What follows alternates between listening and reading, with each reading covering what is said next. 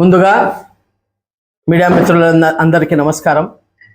ఈరోజు ఈ press meet పెట్టడానికి ముఖ్య ఉద్దేశం భారతదేశంలో ఏ విధమైన పరిస్థితులు జరుగుతున్నాయి, ఎస్ఐఆర్ స్పెషల్ ఇంటెన్సివ్ రివిజన్ మీద ఒక అభద్రతా భావంగా దేశ ప్రజలు అదేవిధంగా రాష్ట్రాల్లో ఉన్నటువంటి ప్రతి ఒక్కరికి ఇన్సెక్యూర్గా ఫీల్ అవుతున్నారు.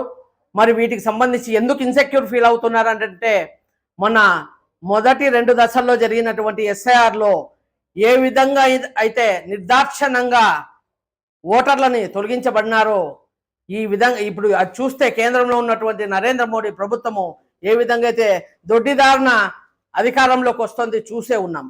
మరి అందులో భాగంగా ఇప్పుడు 16 రాష్ట్రాలకి ఈ నోటిఫికేషన్ విడుదల చేయడం జరిగింది. మరి వీటికి సంబంధించి ఖచ్చితంగా అధికారంలో ఉన్న వాళ్ళని ప్రశ్నిస్తున్నాం. ఇక్కడ యూజేసీ తరఫున పార్టీలకు అతీతంగా అందరూ ఉంటున్నాం.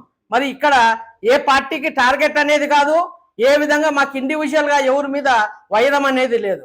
మరి ఇందులో భాగంగా కేంద్రంలో ఉన్నటువంటి నరేంద్ర మోడీ ప్రభుత్వం అదేవిధంగా రాష్ట్రంలో ఉన్నటువంటి కూటమి ప్రభుత్వాన్ని ఈ ప్రజలు ఏ విధంగా అయితే అభద్రతాభావంగా ఫీల్ అవుతున్నారు, దీన్ని నివృత్తం చేయాల్సిన అవసరం మీ పైన ఎంతైనా ఉందని చెప్పి తెలియజేస్తున్నాం.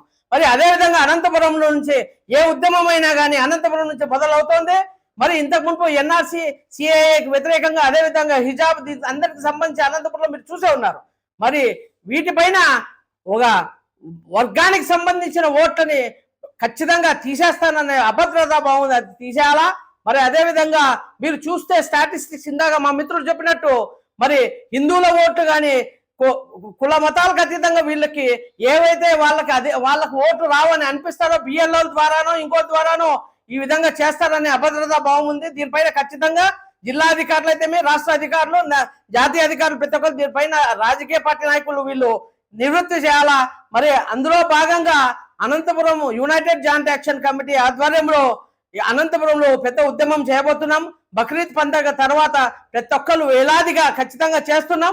మరి అదే విధంగా అనంతపురంలో ఇంత మునుపు ఎన్నడూ లేని విధంగా ఈ పాటికే ప్రతి ఒక్క మసీదుల్లో అయితే ఇంకో చోట మేము అవగాహన కార్యక్రమాన్ని నిర్వహించినాం. అందరికి మీడియా మిత్రులకు తెలిసిన విషయం ఇది ఏమంటే ప్రజలు ప్రతి ఒక్కరు వాళ్ళ ఎక్కడైతే ఇండియన్ సిటిజన్ ఉన్నారో ఓట్ అనేది వాళ్ళ జన్మ హక్కు. వాళ్ళు రాబోయే కాలంలో మరి ఓట్ అనేది లేకపోతే ఆధార్ తీసేస్తారు, మరి వెల్ఫేర్ స్కీమ్స్ వెళ్ళిపోతాయనే భయంతో ఉన్నారు. దయచేసి దీనిపైన నివృత్తి చేసి నిష్పక్షపాతంగా ఇది చేయాలని చెప్పి మీకు కోరుకుంటూ నాకు ఈ అవకాశం ఇచ్చిన మీడియా మిత్రులకు ధన్యవాదాలు తెలియజేస్తాను.